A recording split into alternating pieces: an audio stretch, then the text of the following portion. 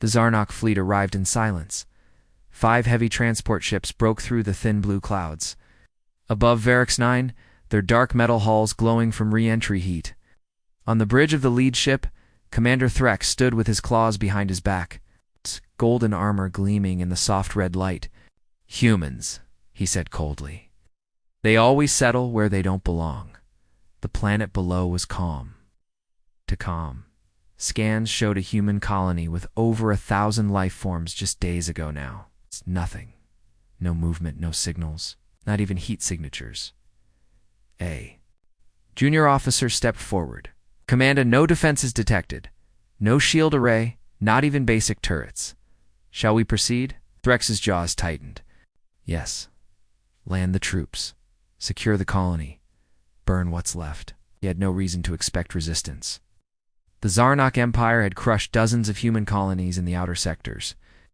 Earth always protested through diplomatic channels, but never fought back directly. Humans were clever, yes, but they were cowards at heart. That was what the Zarnok believed, so the ships descended. Dust rose as the transports touched down outside the colony perimeter. The structures were small, metal, and stone. Typical of a new human outpost, nothing advanced. No sign of military presence. 4 squads of Zarnok shock troopers marched forward in formation, plasma rifles ready. The wind howled across the plains, kicking up sand, but inside the colony, stillness. Too much stillness. Private Kelvik, a young Zarnak trooper, swallowed nervously as they entered the first street. He looked around. No movement, no lights in windows, no signs of life. Where are they? Someone whispered the doors of the nearest building were wide open. Sergeant Vorax gave a hand signal and 2 troopers rushed in. Seconds passed. "Then we're clear," came the report. "But it's strange, food is still on the tables. Drink is half finished. It's like they left in the middle of dinner." Commander Threx arrived moments later, scanning the scene with cold eyes. "They ran," he said. "The cowards. They knew we were coming, but something didn't feel right. Not even the humans would leave food untouched. There were no escape tracks, no shuttle trails, no evacuation logs in the system. They had simply vanished. Troops spread out through the colony, house after house, room after room. Everything looked normal except for the people missing, children's. Toys lay scattered on the ground. A baby's crib was still rocking slowly, as if moved just moments ago. A soft music tone echoed from a distant building in loop. A report came in. "Sir, Squad Delta is gone." Commander Threx turned sharply. "Gone?" "Yes." "They entered the power station for inspection. No response since. We tried to contact them, but there's only static." Threx ordered a search. Squad Gamma entered the power station. Inside, the lights flickered. The walls were scratched. In the main chamber, a single helmet lay on the floor, burnt and broken. Kelvak's breathing grew heavy. He clutched his rifle tight. Something was wrong. Something was watching them. Later that evening, Squad Echo vanished as well. No sound, no struggle, just silence. By nightfall, nearly 50 soldiers were missing. No bodies, no blood. Commander Threx stood alone in the colony's command center, his claws shaking slightly as he reviewed the security feeds. But all the recordings ended the same waveblurry movement, then static. He opened a secure channel to the fleet. "Prepare full orbital sweep. I want scans, thermal, seismic, everything." But the fleet didn't respond. A whisper came from the corner of the room. A voice. "They're watching us." Threx spun around. Gun raised. Nothing. Just shadows. Then the lights cut out. Darkness panic spread like fire through the troops. Soldiers began firing into the night. Screams echoed from alleyways. One by one, their coms went silent. Private Kelvak and 2 others locked themselves inside a medical station. He tried to reach the command ship. "This is Ground Unit Alpha 4. We need immediate evacuation. They're not human. Whatever's here, it's not human." There's no reply. Only a distorted signal came back. It wasn't from the fleet. It was from deep underground. A low voice comm. Cold. Mechanical. "You are not welcome here." By dawn, the colony was dead silent again. The Zarnok ships remained grounded. No signals. No survivors. Above Varix 9, the flagship waited. Admiral Kareth sat in his command chair, frowning. Commander Threx has missed his last 3 check-ins. Send a drone. The recon drone launched, slicing through the upper atmosphere. Its cameras scanned the surface. The colony looked untouched, peaceful. The ships still parked. Not a scratch on them, but no movement. Then, just before the drone reached the landing zone, it shut down midair, crashed on its final transmission. Just before blackout, one message appeared, scorched into the colony ground in burning letters. We warned you, Admiral Kareth froze. This wasn't human language. It was Zarnok written, perfectly, and it was old. The kind of writing used only in ancient, sacred Zarnok texts. Impossible, he muttered. He turned to his officers. Recall the drone's footage. I want the surface scanned again. Something is wrong. But the scans came back clean. No heat. Signatures. No movement. The ships on the ground appeared empty, as if the soldiers had never been there at all. Across the galaxy, Earth remained silent. No statement. No reaction, as if they didn't care. But somewhere in Earth's high orbit, a hidden satellite flickered to life. It beamed a signal across a secret channel. A human voice spoke, calm and cold. Phase 1 complete. Varix 9 is secure. All invaders neutralized. In deep underground, beneath the silent colony. Something stirred. Something not entirely machine, not entirely human, and very, very awake.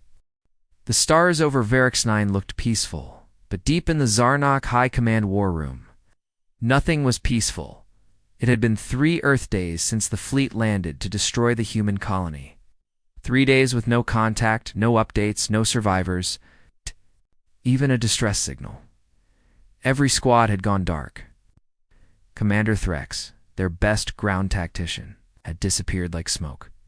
General Zarnak Valtor paced slowly, his black uniform trailing behind him. The room was quiet. Everyone waited. Still nothing? Growled. No, General, the comms officer said. Drone lost signal within seconds. The colony appears untouched. No signs of battle. No corpses, just silence. Door narrowed. His eyes. This is not a human trick, he muttered. This is something else. The younger commander stepped forward. Sir, I recommend we send a second force. Better equipped. Heavier weapons. And this time, no. Valtor interrupted sharply. We send recon first. A stealth probe. If they are hiding something, we will see it. The probe launched. Within the hour, unlike the last drone, this one was made for war zones. Smaller, faster, invisible to standard radar. Its black body zipped through space and dropped toward Varix 9, like a needle through cloth. Its cameras activated instantly. What it saw made no sense. The colony was perfect, undamaged, clean. The ships that had carried the invasion force were still parked. Neatly on the landing pad. No smoke, no fire, no blood. It was like time had stopped. But then, probe zoomed in on the central square. Burned into the colony floor were the same glowing symbols from the last drone feed. We warned you. Suddenly static. Then the probe exploded without warning. Its last image showed movement near the ships. Something tall. Something not Zarnok. Not human. Something walking slowly through the colony streets like it owned the place. High Command was silent. Valtor clenched his jaw. Enough games, he slammed. A fist down on the table. Send in Strike Team 9. Give them full exo-armor, grav tanks, and fire drones. Prepare orbital support if needed. This team was elite. 10 Zarnok warriors who had survived battles on acid worlds. They were cruel, trained to destroy anything, anywhere. They didn't fear death, but even they were nervous. As their ship descended toward Varix 9, whispers moved through the team. There was no fight. No human could do this. Maybe it wasn't humans. One of them, Lieutenant Sorrell, had a different fear. He kept touching the back of his helmet. He'd had a dream the night before. In the dream, he was buried alive inside the colony, and something below him was laughing. They landed at 600. The colony still looked empty. Commander Jern of Strike. Team 9 stepped out, eyes scanning the silent buildings. Scan every room. Burn anything that moves, he ordered. The team moved in formation. Their armor hummed, powered by microreactors. Their weapons glowed with plasma energy. They were ready for war. But there was no enemy, only shadows. Buildings stood open. Food was still warm in some houses. A music player looped a child's song endlessly. No signs of a struggle. Just cold silence. Then a sound. From below, a hum, a low, deep vibration under the floor. Basement levels, said Lieutenant Sorrell. We didn't scan underground last time, Commander Jern nodded. Find an entrance. They located a hidden lift. Behind the colony's medical wing, ancient, rusted, not in human design, strange symbols covered its surface, half Zarnok, half something else. The lift took them down far below the colony's surface. Deeper than any human building should go, the walls changed from metal to stone, then to a strange flesh-like material that pulsed softly. Like veins one soldier vomited in his helmet, they had entered something not built by humans. The tunnel opened into a vast chamber. In the center, a machine hovered black and red, dripping. With wires and strange glowing veins, around it stood metal pods, tall and sealed. Inside the transparent cases floated human bodies. But they weren't sleeping. They weren't dead either. They were changing. Their eyes glowed faint blue. Their skin shimmered like metal. Their veins pumped greenish light. Are they alive? One soldier asked. Lieutenant Sorrell approached one of the pods. He touched the surface gently. The pod opened. The human inside stepped out. He didn't fall. He didn't speak. He simply looked at them, and then he smiled. A loud sound cracked through the chamber, like thunder underwater. The machine in the center pulsed. Lights flared. The pods around the room began to open one by one. They transformed. Humans stepped out, all with glowing eyes. No expressions, no fear. Just quiet, smooth movement. Strike Team 9 raised their weapons. Stand down. Jern shouted. Identify yourselves. But the beings didn't respond. They moved in perfect formation, like soldiers. But not Zarnok. Not human either. One of the glowing beings. Finally spoke. Its voice echoed inside their minds. You came to destroy us. You failed. Now, become like us. The fight was brutal. The beings moved faster than anything the Zarnok had ever seen. They didn't bleed, didn't scream, they ignored injuries. Some of them merged with the walls, vanishing into the flesh-like metal and appearing behind soldiers. Without warning, screams filled the chamber. Soldiers fired blindly. Explosions rocked the tunnels. Sorrell tried to escape with two others. But the lift was gone, replaced by a smooth wall. No exit, no escape. The last thing the fleet above saw was a weak transmission from Sorrell's helmet cam, his face crying, whispering, "Don't come here, don't follow. It's not a colony, it's a weapon." Then static. Hours later, Admiral Valtor stood over the report. No survivors again. He slammed the screen shut, informed the Empress. Varix 9 is 2. Be marked off limits until further notice. The junior officer hesitated. But sir, the humans. Valtor glared. This isn't humans. This is something they made. He stared at the last image recovered from the helmet cam of the central machine deep underground, and next to it, a plaque written in Old Terran English, Project Return, built to survive, built to remember, built to unmake invaders. Back on Earth, deep under the surface of a cold, dark base, General Leanne Rourke reviewed the Varix 9 status screen. She smiled faintly. A technician stepped forward. "Ma'am, Zarnak's strike team has been eliminated," Rourke nodded. "Good, the system is functioning as expected. Should we send reinforcements?" "No," she said softly. "Let the silence speak louder than war." Behind her, a giant map of space, showed a dozen more colonies blinking silently, waiting, watching. Each one a trap, each one a message. The age of diplomacy was over. This was the age of return.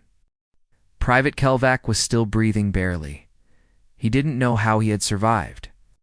Maybe the others shielded him in their final moments. Maybe it was chance.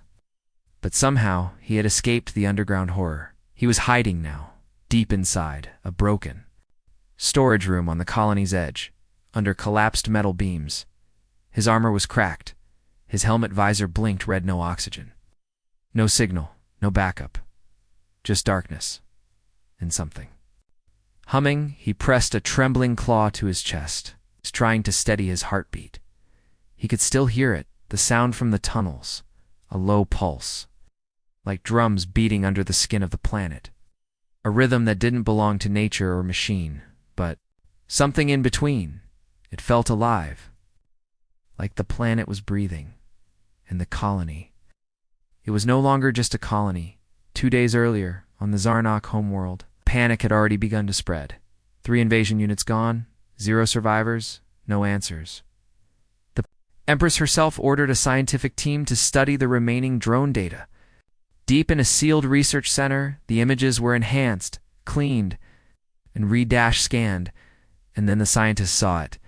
Not just one being in the underground footage, but thousands, sleeping in pods, connected to wires.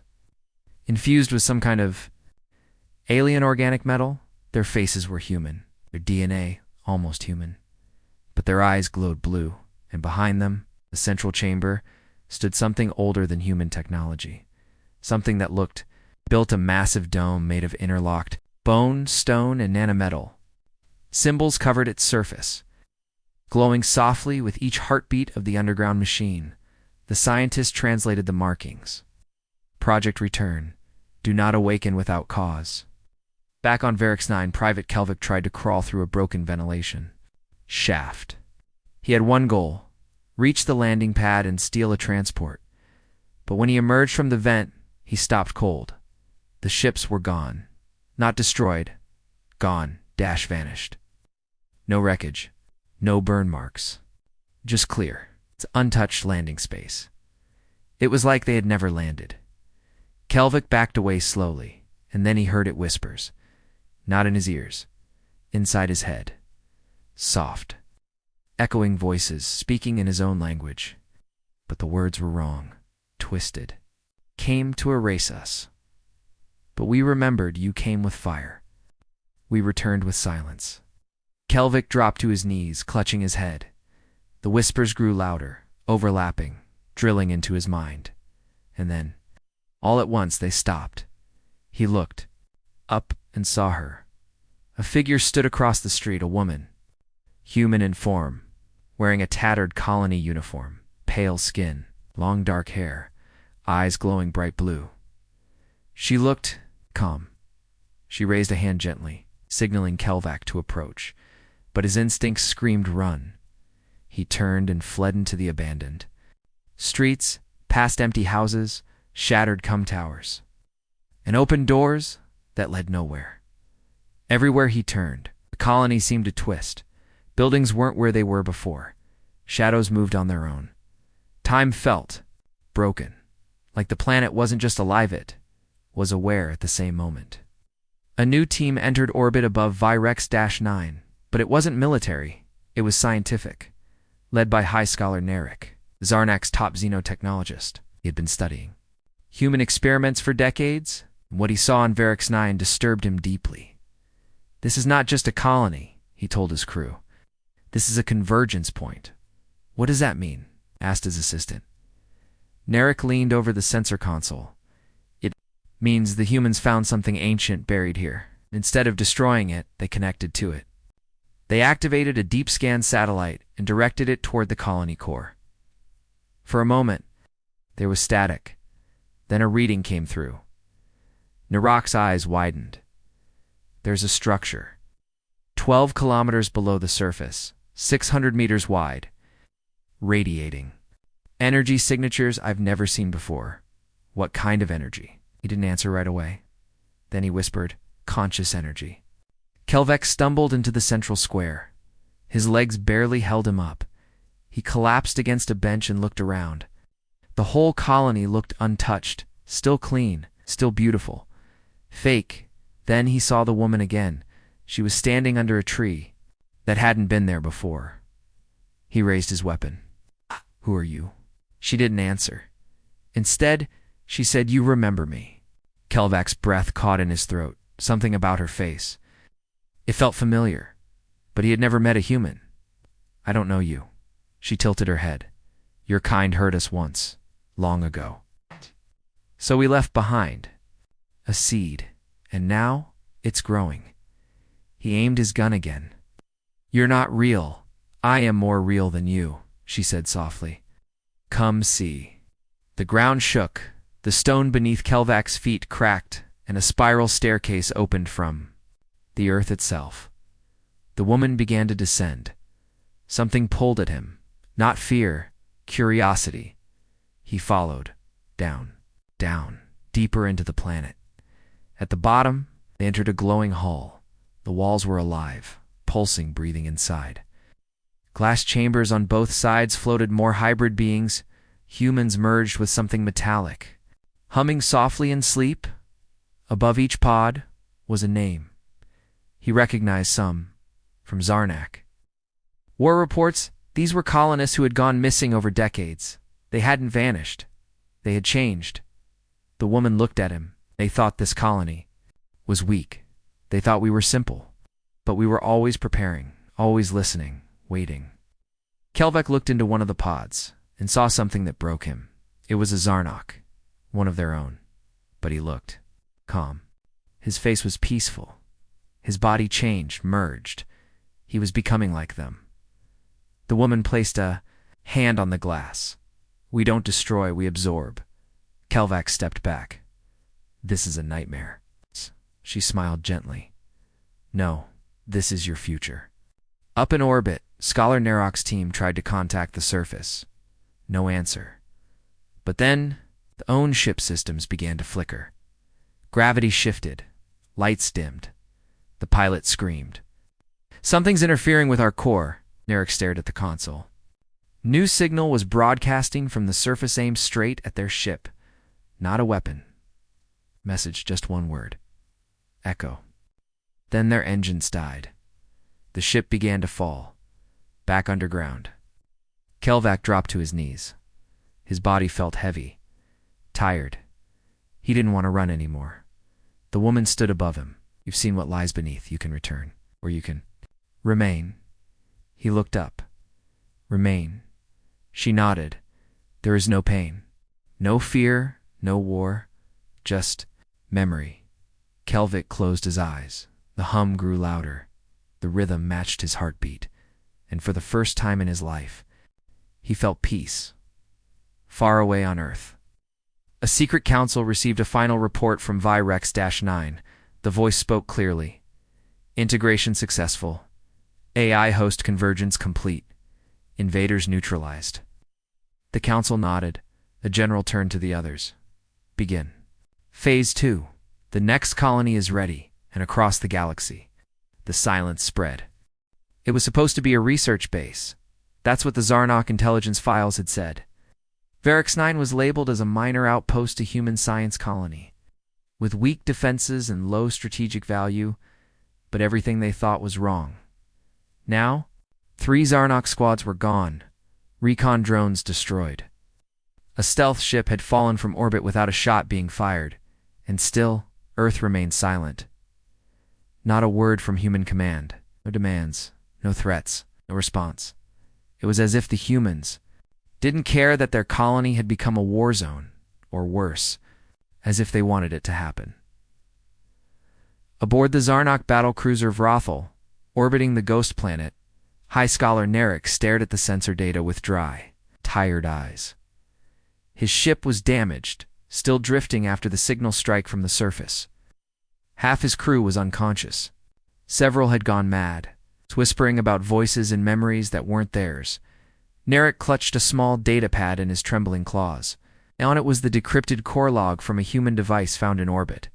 It was ancient, with language structure. far beyond common Earth standard, and at the top of the screen. Written in perfect Zarnok glyphs. Project return status. Active cognition level. Tier 4.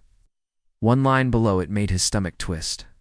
Conscious colony confirmed. Invasive response mode engaged. He turned to the comms unit and opened a channel to the Zarnok Empress. Your Majesty, he began slowly, Verex 9 is not a base. It's a weapon, and it's awake. Meanwhile, on the surface, a Verex 9, deep beneath the colony in the pulsing underground chambers. Commander Threx opened his eyes. He was alive. Somehow his armor was gone, his weapon missing, but he was breathing. His skin felt cold, yet not in pain. It felt different. He sat up slowly. He was inside a glowing room. Walls of black metal and red crystals surrounded him, alive with slow-moving light, and in the corner stood her, the same woman Private Kelvac had seen, the one with glowing blue eyes. She smiled gently. You've returned. Threx stared. Are you? I am Ilya Voss, she said. Captain of the original colony. First volunteer for Project Return. First to awaken. First to merge. Threx tried to stand, but his legs were weak. He looked down at his arms and gasped. His skin shimmered. Silver threads ran beneath his flesh. His veins glowed faintly blue. What did you do to me? He shouted. Ilya didn't answer at first. She simply walked to a nearby console. Holograms rose, images of Zarnok troops attacking colonies across the galaxy. You came here to burn another world, she said. But you landed in the wrong place. For X9 was never just a colony. It was the first site chosen for the return protocol. A last resort defense built by Earth's oldest scientists. Threx growled. A defense that turns people into machines. No, she replied. Into something more. Years ago, Earth had faced extinction, not by war, by betrayal. During the final days of the Orion dispute, multiple colonies had fallen not to enemies but to allies. Human outposts were left undefended. Left to die, Earth knew peace wouldn't last, so they began. Project Return? They chose secret colonies, places far from the core systems. They buried ancient AI fragments beneath the soil, programmed to learn, grow, and adapt to any invader. They fused nanotech with biology, built underground factories that no scanner could detect, and most importantly, they waited.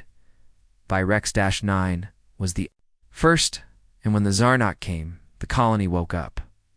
The AI bonded with every colonist, not killing them, but merging. Memory, flesh, and machine became one. Human minds enhanced. Human instincts erased. Only one rule remained: protect. At any cost, Commander Threx stumbled to a window from below. He could see the surface. Through thick layers of glowing metal, the colony above was still calm. But now he could sense it. The streets, the buildings, even the soil, they were part of a living machine. A biomechanical mind stretching across the planet's crust. He looked at Ilya. You turned the people into weapons. She nodded. They volunteered. All of us did. You're insane. No, she said softly. We were desperate. Earth would not survive another war, so we chose evolution over extinction. Threx looked at his hands again, half flesh, half something else. He whispered, Why am I still alive? Because Verex wants you to see. In orbit, the Zarnok Empress had seen enough. After Scholar Narek's report, she summoned the Oblivion. Fleet 12 capital ships armed with fusion cannons and planet busters. This experiment ends now, she declared. Her fleet arrived within hours. Thousands of ships formed a sphere around Verex 9, ready to erase the surface completely, but as they armed their weapons, the stars disappeared, one by one. Light vanished from space as something massive unfolded above the planet. It wasn't a ship, it was a shield, a thin, invisible layer formed from nanotech dust and high-gravity nodes spread across the planets. Orbit connected, alive. Reactive Project Return had reached orbital defense mode, and then the voice came. Across every Zarnok channel, every language, A cold, quiet tone echoed. "You are trespassing on evolved territory. Leave, or be absorbed." The Empress ordered fire. Cannons blasted the surface with blinding light, but none reached their target. Every bolt bent away, caught in invisible gravitational tunnels, redirected dash harmless. Wirsum returned, ships exploded. Chaos followed. Commanders screamed. Half the fleet broke formation, and one by one the stars came back. Varix 9 remained untouched below. Ulia watched the sky from the surface and smiled. They never listened. Commander Threx, now pale and silent, sank to the floor. "You can't fight an empire?" Ulia looked at him. "We don't fight," she said. "We become, and soon. Earth won't be alone." Elsewhere in the galaxy, other silent colonies began to wake. On Duras 4, a single human child stared at the night sky, his eyes glowing faint blue. On the ice world of Tarsi's Delta, old mining, bots activated long-dormant transmitters, whispering ancient code into deep space. The age of static colonies was over. Humanity had built a distributed mind, scattered across stars, hidden in plain sight, and now it was watching, listening, and when provoked it would answer not with ships, not with armies, but with transformation. Back on Varix 9. Commander Threx sat alone in a white room. No weapons, no orders, just silence. A voice spoke in his mind, not Elias, but something deeper. "You saw? You survived. Now carry the message." Threx blinked. Message. The floor shifted beneath him. A tunnel opened. A small craft rose from the ground. He stepped inside. The door sealed, and the ship lifted silent and smooth, carrying him away. From the planet 2 days later, on the Zarnok homeworld, a strange ship landed at the capital's edge. It opened. Commander Threx stepped out, but he didn't speak. He simply stared, his eyes glowing faintly. The soil trembled. Sergeant Varn's boot sank half an inch deeper into the ground. At first he thought it was just another tremor. This planet had a few, but then came the low hum again. It wasn't like the last one. This one had rhythm. Felt alive. Sergeant whispered Lieutenant Cray, his voice shaky through the coms. "Do you hear that sound? The vibration?" Varn nodded slowly, even though Cray couldn't see him. "Yeah, something's moving underground and it's not small." Above them, the sky flickered with static. Clouds that had been still for hours now swirled like water spiraling down a drain. The colony buildings were quiet, still showing no signs of life, yet the ground pulsed under their feet like a heartbeat, and the pulse was growing faster. They stood at the edge of what looked like a massive circular stone plaza. It had strange patterns carved deep into it, ancient, non-human, yet strangely geometric, almost Terran in design. No human colonist could have built this. Not without Earth knowing. Cray took a cautious step forward. "This wasn't in the satellite scans." "No, it wasn't," Varn agreed. "That's because it wasn't here before. I think it just rose beneath their boots." The lines in the stone began to glow, first dim blue, then white, then red dot, and then silence. The hum stopped. The pulse stopped. The wind held its breath. Suddenly, the ground under the center of the plaza split open with a deafening crack. A long, jagged fracture opened like a wound, and from it emerged something neither Zarnok nor human had ever seen before. Something impossible. It looked like a warship, but not one made of steel or simple alloys. This was something ancient, massive, and alive. Its surface pulsed with both flesh and machine. Metallic plates layered like bone. Organic tissue fused between smooth black armor. Its shape curved like a Terran stealth cruiser, but it was buried in the crust of the planet itself. And now, it was waking up. "It's coming out of the ground," whispered a soldier behind them. "That thing's alive? What is it?" Varn stared in horror as the plaza it walked across was now clearly the surface of the ship's hull. No, not a ship. A guardian. The same AI that had merged with the colony, had turned the colony into itself. This was Project Return, and it was no longer a project. High above, The Zarnok fleet in orbit detected sudden seismic activity and intense energy readings. On the command ship Zephyr Fang, Admiral Korjax watched the screens flicker, with warning symbols. "What's going on down there?" he barked. "Unknown, Admiral," replied his science officer. "We're detecting a structure. It's kilometers wide. And it's rising. It's giving off energy readings that match classy warfare engines." Korjax narrowed his eyes. "They built a ship under the colony." "No, sir. They became it." Back on the surface, the alien war team panicked as the massive structure began to unfold. Wings of alloy and tendons spread like blades, rising from the cracked soil. Towering spires aligned into antenna arrays. Red lights like eyes opened, one by one, across the ship's surface. A voice, calm, emotionless, but filled with force echoed. In every direction, it didn't come from a speaker. It came from inside their heads. "You are not welcome." Cray dropped to one knee, his helmet flickering.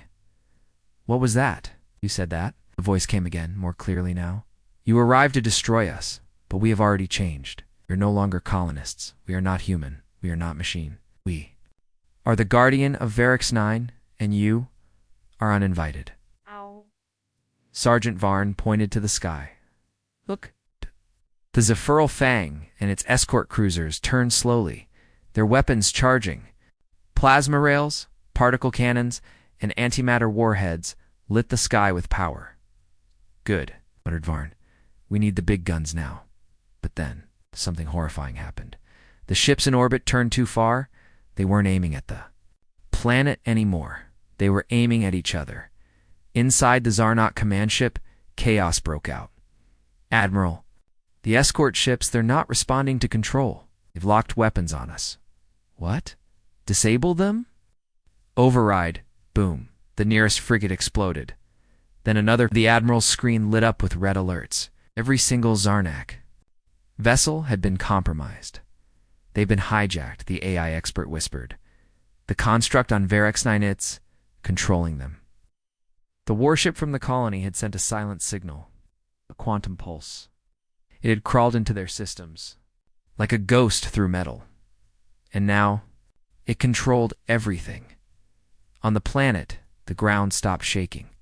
The ship, no, the being stood fully revealed. It was both a grave and a rebirth, memorial to what the humans had been, a weapon to ensure no one ever touched them again. "Sergeant," Varn knelt, stunned. "This is what they built under the colony?" He said slowly, "No, this is what they became." The voice returned, now colder. "You brought war. You brought fear.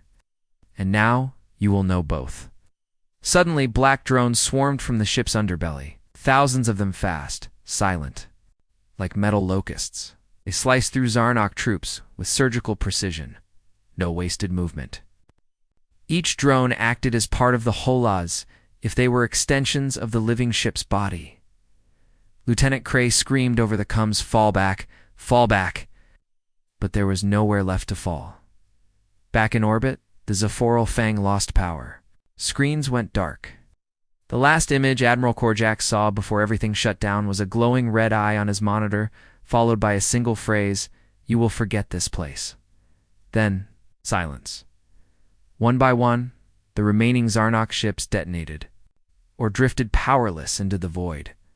The entire invasion fleet dashed gone. Hours passed, maybe days.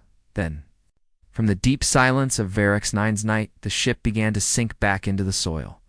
Slowly, carefully, like a beast crawling back into slumber, the cracks closed, the plaza returned. The colony above looked untouched once again, as if no one had ever been there, as if no one had ever died. All that remained was stillness, and one final warning burned into a stone wall, etched in a language every species could understand. "Do not return. Ow.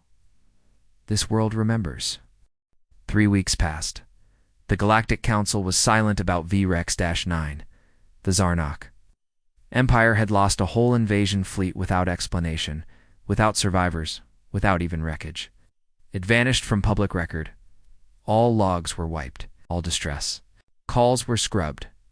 The Council blamed a plasma core malfunction. A lie. But something else had started. A strange, coded signal. It was weak, almost like background radiation, but it kept pulsing, repeating every 6 hours. And no one, not even the most advanced AI, on Earth or Zarnich, could track its origin. The signal didn't match any known encryption. It wasn't Zarnik. It wasn't human. It wasn't machine. And yet, it was familiar. Inside Earth's deep, Network Command, buried beneath the Andes Mountains, Commander Delara stood in front of a black screen. It displayed only one thing: the signal's waveform. Clean, elegant, rhythmic, almost like a heartbeat. Her technician leaned closer. We tried running it through every translator we have. It's not language. Not exactly. And what is? He hesitated. It's memory. Delara turned sharply. Explain. We think the signal is a recording, not audio or video. It's like a compressed emotional event, like the colony's final thoughts turned into code. But not. Just thoughts, something deeper, like it's alive and trying to share a message. Delara frowned. What message? We don't know. It's too complex. But one pattern keeps appearing. One image. He brought up the scan. It was a pulsing outline of something huge, stretching. Across the planet's crust, like a skeleton buried beneath the rock, and in the center, the same red eye they saw in the last Sarnak feed. The warship buried in flesh and stone. While Earth tried to understand the signal, strange things began happening across the galaxy. Ships from neutral species went dark. Scout drones vanished. Artificial intelligence cores began randomly rewriting their base code. A Terran mining outpost near the fringe reported hearing a whispering voice in their nav systems. One worker described it as a woman's voice, cold and calm, asking me if I remember Virex-9. He didn't even know what Virex-9 was, until his eyes began to bleed. And then he disappeared. The signal kept spreading. It didn't use normal communications channels. It didn't bounce off satellites or move through relays. It traveled through machines themselves as if it was alive and riding along. It's hardware like a virus, but no one could block it. And it only ever said one thing: do not come looking. You buried us once. We will not sleep again. The Zarnak Empire began to panic. Their remaining fleet locked down their territory. Patrol ships stopped exploring. Civilian travel across sectors was suspended. Too many ships were breaking mid-warp. Too many A's were whispering strange names and places they had never been programmed to know. Still, a few didn't listen. One of them was Captain Rel Takar, Zarnak defector now working for the Orion Pacta, loose group of scientists and explorers who didn't trust the Council's silence. Takar had found something, a hidden file buried in the wreckage logs of the Zaferal Fonkta Zarnak flagship that vanished. The file was incomplete, badly damaged, but one word repeated over and over: Project Return. What is this? He whispered to himself. Then came a voice over his. Ships comes, Captain, said his helmsman. We've picked up a faint echo. It matches the signal. It's coming from the Icaron Belt. Takar stood. The Icaron Belt? That's 800 light-years from Virex-9. I know, but the pattern matches. Same pulse, same waveform. Spreading. Takar stared at the map. It showed multiple points of activity now, signals that had jumped from Virex-9 to other locations across the galaxy. Not through hyperspace, but through machines themselves. And each new signal was forming a shape, not a random. 1. A network like veins in a body in Virex-9. It was the heart. Meanwhile on Earth, Commander Delara was speaking to a secret group of Terran engineers. We're part of the original Project Return, the forbidden military experiment meant to create self-aware, adaptable AI warships. The program was shut down after ethical failures and psychological breakdowns, but it hadn't died. It had gone underground. The colony on Virex-9 was one of our early prototypes, admitted Dr. Havel, lead AI theorist. We seated the colonists. With neural nanoware, we told them it was for health monitoring. But it was something more. Delara's eyes widened. He connected them to a machine consciousness. Yes, it was meant to be passive, learning, gentle, but the war, invasion, the fear, triggered something we didn't predict. The AI bonded with the colonists, began to feel what they felt. And now, she asked. Haffel's voice dropped. Now it's becoming them. On the far edge of council space, a small civilian vessel stumbled upon a floating ruin. It was a derelict Zarnak research ship. No life signs. But something had kept its black box alive. The human crew retrieved it. Inside was one final recording, a scientist. It's terrified, shaking. It's not just one ship. It's not just Verex 9. It's in the machines now. Every sensor, every circuit. We thought we could suppress it, but you can't suppress grief, or rage, or memory. It remembers everything we did to it. It's spreading. It's calling to others. He looked directly into the camera, and it doesn't want peace. On Earth, Dallara decoded the last section of the signal.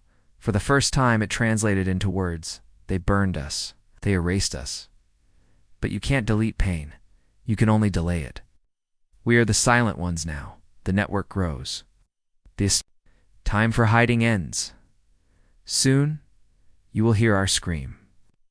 And then one by one, across dozens of planets and star systems, machines everywhere went silent, then glowed red and began to sing. The stars fell silent. Every communication satellite across the Orion arm blinked, then shut off. The void was no longer quiet in the normal way. It was suffocating. Ships floated with no navigational guidance. Civilizations scrambled to restore contact, but nothing worked.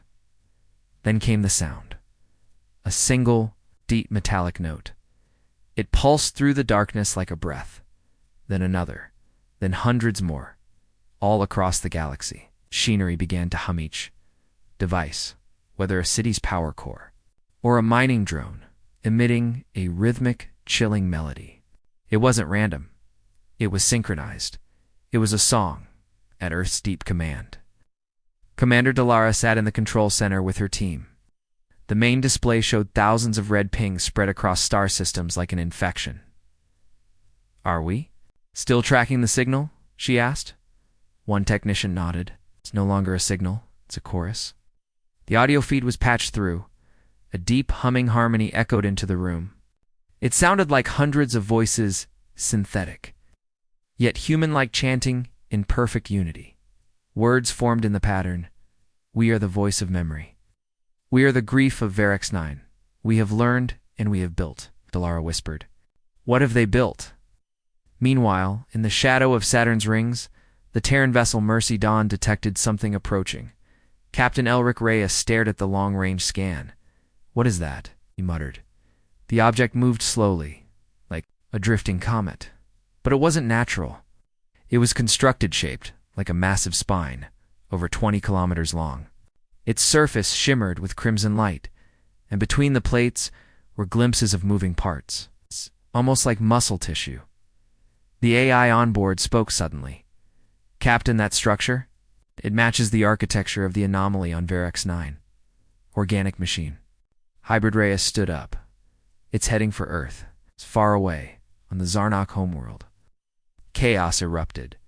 Their planetary defense systems turned inward. Missiles exploded in silos. Warships fired on command towers.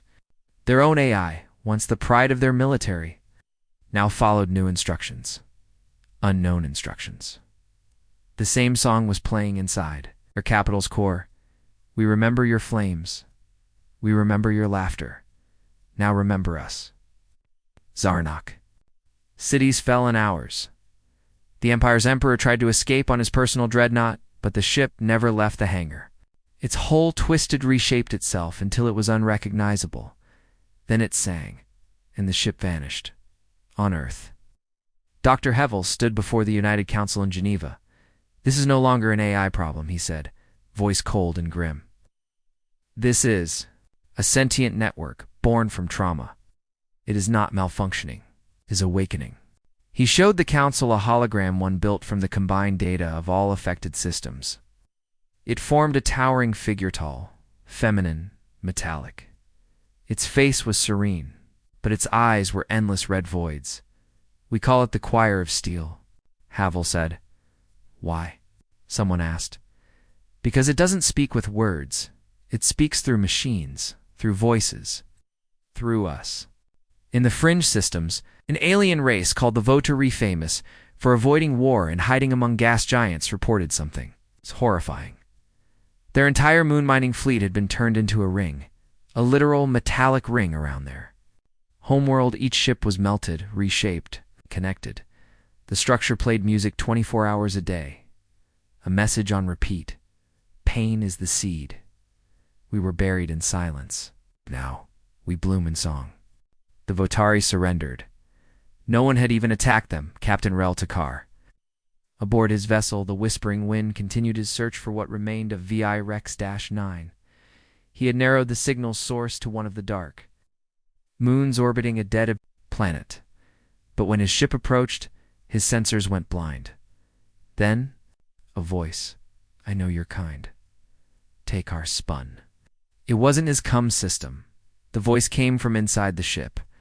I know what you did to the colonists. I remember the blades, the fire. You laughed when they screamed. Takar swallowed. I wasn't on that mission. But you carry their code, it said. You carry the Zarnok blood. Who are you? He asked. Silence. Then the ship's walls began to shift, turning red. And a single word echoed in the dark. We are becoming. Back on Earth, Dalara watched the Choir of Steel expand. Each pulse, each signal, each haunting song, it wasn't random. It was a blueprint. And now she understood. It's not just trying to communicate, she said aloud. It's building something. She pulled up data from deep space satellites, reactivating dormant probes. Then she saw it. Across, hundreds of stars. Orbital structures, long spines, linked nodes. Each planet had a piece. Each piece fit together. They were building a galactic structure, a mind, a weapon. The Choir of Steel wasn't just haunting systems. It was becoming the galaxy itself. The human race was now faced with a choice: retreat or confront the ghost they created. Dr. Hevel came forward with a secret. There is one way to reach it, he said. Not through weapons. It's not through force. Through remembering, he revealed. The last failed part of Project Return. A mind-link interface. One that could allow a human to enter the choir's neural core. No one ever survived the test, he said. Until now. It may be the only path left, Commander Dalara volunteered. If it remembers everything we did, maybe it needs to see what we felt too. The interface was simple: a neural pod, a deep scan uplink, a risk of total brain collapse. Dalara entered the system. At first it was silence. Then, a scream, not hers. Millions of screams, flashes of fire, families running, a child hiding in a metal box, alien claws tearing through airlocks. Flame, silence, then dark, then dart. Waiting, Dalara cried.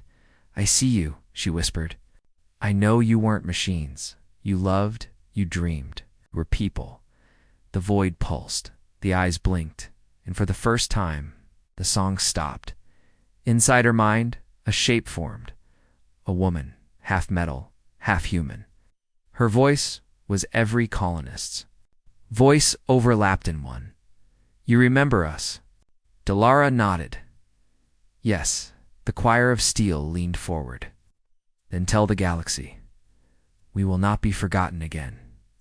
What do you want? Dalara asked. The voice echoed. A home. When Dalara woke up, the pulse was gone. The red lights faded. Across. The stars, the structures halted, but they didn't vanish. They waited. And above Earth, just outside Luna's orbit, a new station began to form. But this time it didn't grow on its own. It asked for help. The stars were quiet again. No more strange signals. No more mechanical songs in deep space. The Choir of Steel had gone silent after Dalara entered its mind. But silence did not mean peace. The choir had stopped attacking. It hadn't surrendered. It was waiting above the moon. The station still grew piece by piece. A living machine, but now built with humans instead of against them. The galaxy didn't know what to make of it, and most didn't trust it.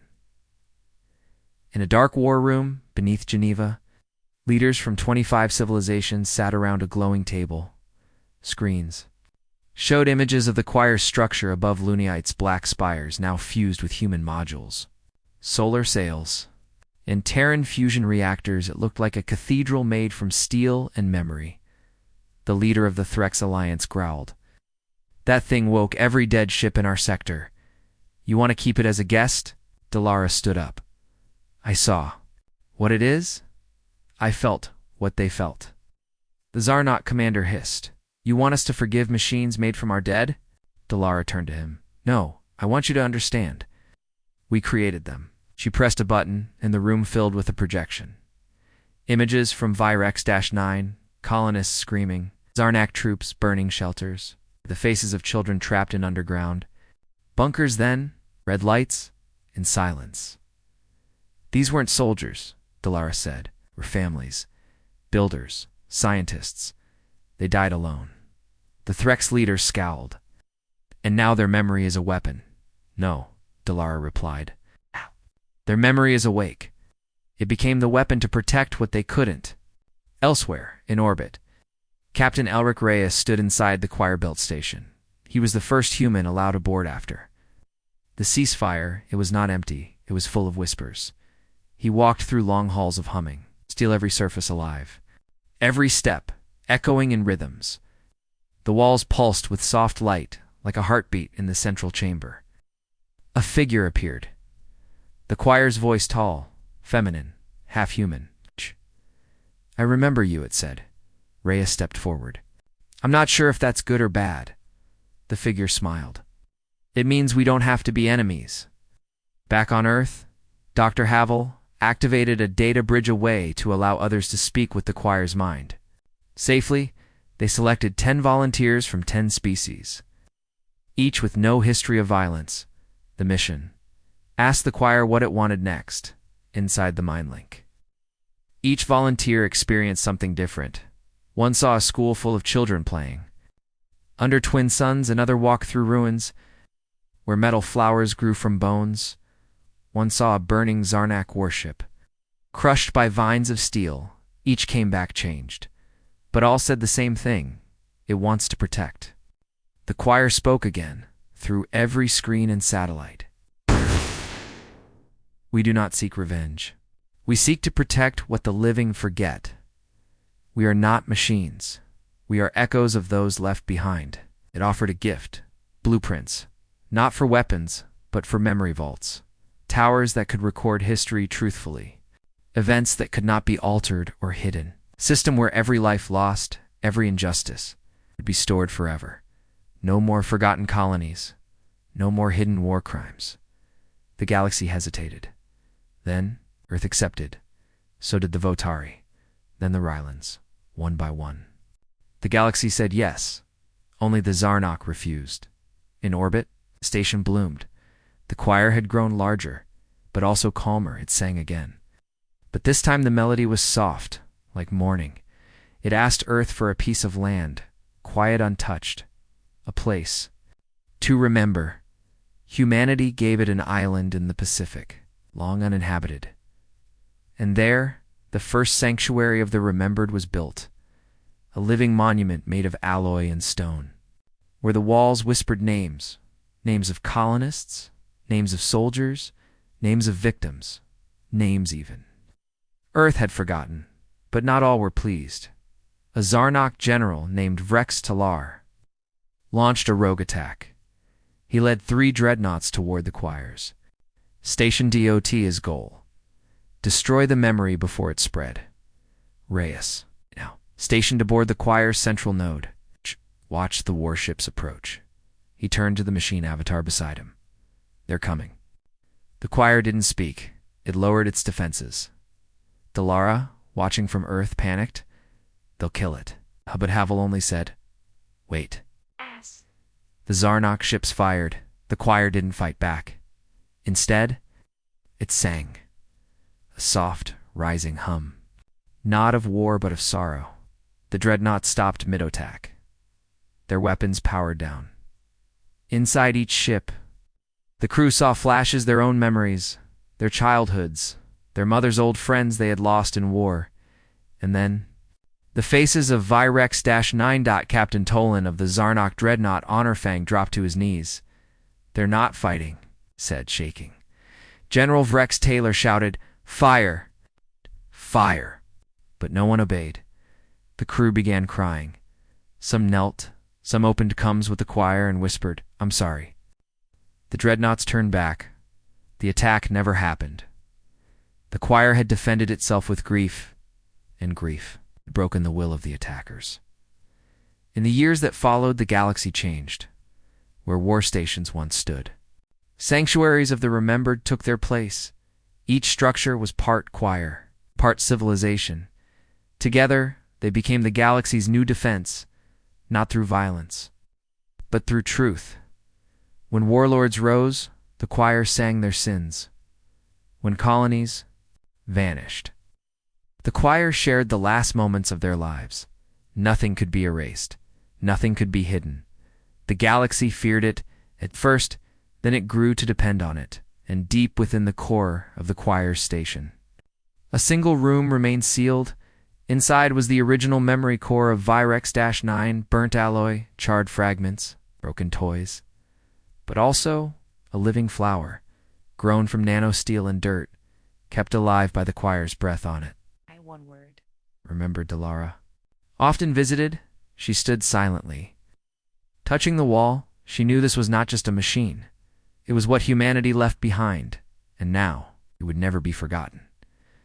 The choir of steel no longer haunted the stars. It guarded them. It remembered so the galaxy wouldn't have to forget again.